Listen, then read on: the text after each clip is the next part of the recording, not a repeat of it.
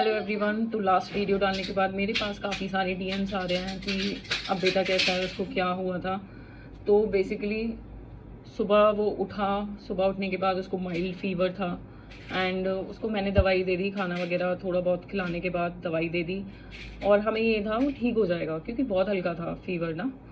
और फिर मैं अपने काम में बिज़ी हो गई, हस्बैंड भी बिज़ी हो गए, वो भी काम कर रहे थे एंड फिर क्या हुआ तो हमने उसको नहला धुला के कि अब सो जाएगा थोड़ी देर में। तो वो भी खेल रहा था, इतनी एनर्जी तो नहीं थी, पता चल ही जाता है जब बच्चे बीमार होते हैं, तो एनर्जी नहीं थी but he was doing fine. ऐसा कुछ नहीं था मतलब कि डॉक्टर पर ले जाना पड़े।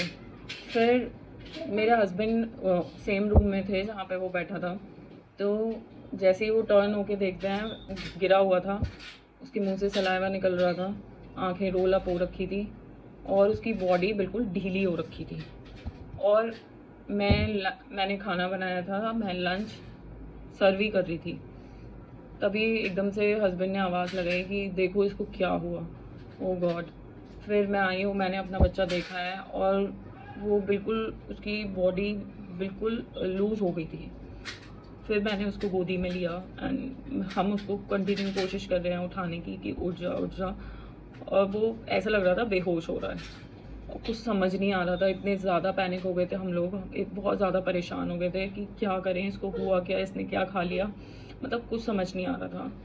फिर मतलब 3 बज रहे थे दोपहर में, लकीली हस्बैंड घर पर थे और फिर हमने डॉक्टर को, जो इसका है पीडियाट्रिशियन इधर ही नियर बाय, उनको कॉल किया, उन्होंने फ़ोन पिक नहीं किया, तो दोबारा हम करते रहे। तब तक हम निकल चुके थे घर से और हम हाँ बेटू, हम रास्ते में थे। फिर उन्होंने कहा इसको इमरजेंसी में लेकर जाओ और भगवान की कृपा से हॉस्पिटल पास ही था, तो हम डायरेक्ट इमरजेंसी में उसको लेकर गए। फिर वहाँ पे पूरी टीम थी पीडियाट्रिशियंस की, तो उन्होंने उसको देखा, पूछा क्या क्या हुआ।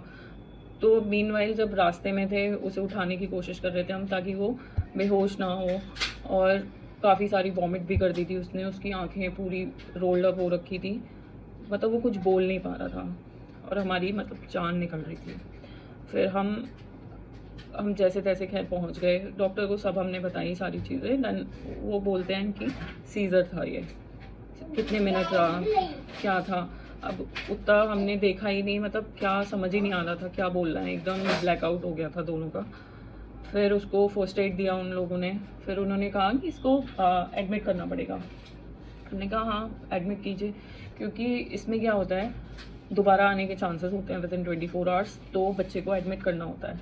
अब बेसिकली जो उन्होंने टर्म बताया सीज़र, फिर उसके बाद बताया फेब्राइल सीज़र, तो फेब्राइल सीज़र, अब हमें तो पता ही नहीं था, पहली बार ये एक्सपीरियंस था ये वाला। तो फेब्राइल सीज़र बेसिकली होता क्या है, इसमें जब फीवर इतना ज़्यादा हाई हो जाता है, बच्चे का ब्रेन उसको हैंडल नहीं कर पाता, तो सीज़र आ जाता है बच्चे को। इसमें मतलब फेब्राइल सीज़र था, उसके बाद मैंने जो पढ़ा, वो पटाखा हो गया, चलो कोई नहीं, दूसरा यूज़ कर लो आप। तो फिर जो डॉक्टर ने हमें बताया कि फेब्राइल सीज़र में बॉडी अकड़ जाती है, आंखें रोल अप हो जाती हैं और वॉमिट भी हो जाती है, वो सब इसको हुआ था, लेकिन इसकी बॉडी अकड़ी नहीं थी, लूज हो गई थी। बेटू वो फूटा हुआ है, आप दूसरा ले लो ठीक है। तो इसकी बॉडी नहीं अकड़ी हुई थी, वो मतलब जैसे बेहोश हो जाते हैं ना बच्चे, उस तरीके से था ये कुछ। तो सीज़र बोला खैर उन्होंने, जो मैंने फेब्राइल सीज़र का फिर पढ़ा कि बॉडी उसमें जो है अकड़ जाती है एकदम, वो अटैक्स सा पड़ता है, क्या कहते हैं उसको, मतलब झटके लेता है बच्चा, झटके लेने लगता है। तो 6 महीने से 5 साल के बच्चों में ये चीज़ हो सकती है, फीवर अगर आता है तो वो कभी भी हो सकती है। तो ये वीडियो बनाने का जो मेरा इंटेंशन है वो अवेयरनेस है बेसिकली, क्योंकि पेरेंट्स को, जैसे मुझे भी नहीं पता था, मोस्टली लोगों को जिन्होंने डीएम भी करे हैं, पूछा भी है, जो पेरेंट हैं उन्हें पता ही नहीं है, क्योंकि लिटरली हमें भी नहीं पता था है क्या ये चीज़। मतलब बहुत पैनिक सिचुएशन तो खैर हो गई थी, हमारी जान निकल गई थी ऑलमोस्ट। एंड इमरजेंसी में फिर आप क्या कर सकते हो इसमें, पहला जो हमें बताया डॉक्टर ने कि फ़ीवर को कभी चढ़ने नहीं देना है, ठीक है, और हर फीवर एक जैसा नहीं होता, ये चीज़ हमें रियलाइज़ हुई कि हर फीवर एक जैसा नहीं होता, उसको आप नॉर्मल नहीं ले सकते। अगर लग रहा है बच्चा अनवेल है तो उस चीज़ को मतलब लाइटली नहीं लेना चाहिए। तो वो फीवर 102 था उसको जब वो हॉस्पिटल पहुंचा था। हॉस्पिटल थोड़ी देर बाद जब उसको बाहर लेकर आए तो एडमिट करने के लिए बोल रहे थे, तो मैंने कोशिश करी उससे बात करने की, बहुत ट्राई किया मैंने। फिर उसने जब जाकर मैंने उसको बोला बेटू मम्मा बोलो प्लीज़ बोलो, तो जब जाकर उसने मम्मा बोला तब मेरी जान में जान आई। मतलब ऐसा लग रहा था ब्रेन को कुछ ना हो गया हो। और जब उसने मम्मा बोला वो पहचान रहा था, हालांकि बहुत ज़्यादा वो वीक हो रखा था उस टाइम पे, बहुत मतलब बहुत हिम्मत नहीं थी, बिल्कुल एनर्जी नहीं थी। जब उसने मम्मा बोला तब जान में जान आई मेरी। एंड फिर एडमिट हुआ वो, एक दिन PICU में रखा, PICU में। फिर क्या हुआ, इसका फ़ीवर कम हुआ, फिर अर्ली मॉर्निंग इसको फिर 102 फ़ीवर हो गया नेक्स्ट डे। फिर डॉक्टर्स ने कहा इसको आज भी डिस्चार्ज नहीं लीजिए। फिर हमने नहीं लिया, नेक्स्ट डे भी सेम चीज़ हुई, उसको फिर फ़ीवर वो हुआ। थर्ड डे फिर भी बेटर था वो, and third day second day better था। थर्ड डे उसकी आँखें वाँखें काफ़ी स्वेल हो गई थी, जस्ट बिकॉज ऑफ फ़ोन, मुझे लग रहा है फ़ोन की वजह से। फिर सो भी नहीं पा रहा था वहाँ पे वो।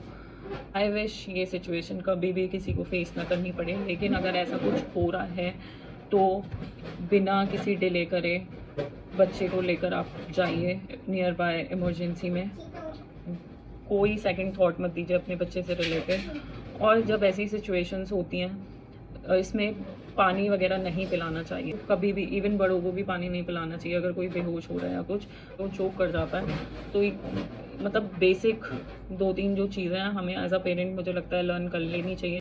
तो लास्ट में मैं यही कहूँगी, थैंक यू सो मच आप लोगों के इतने सारे प्यार और ब्लेसिंग्स के लिए। अब he is doing all right, एकदम ठीक है वो, बिल्कुल सही है। एंड पेरेंट्स के लिए सही में बहुत मुश्किल टाइम होता है ये, बट सब ठीक है। I am grateful.